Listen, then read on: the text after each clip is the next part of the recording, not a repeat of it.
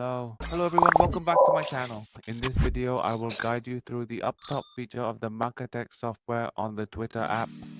This is the main interface of the software. Here, I just need to copy the username. Here, there are functions to post, repost, and post to this community. And here, I will guide you through the Uptop post feature. This is so that our post will appear at the top of the search page. We just need to select here, just copy the username. After copying the username, we choose which accounts to use for seeding, to search, like, and comment.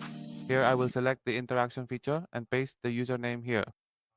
Then click save, and after that we just need to press start. Here we can enter various parameters and different comments.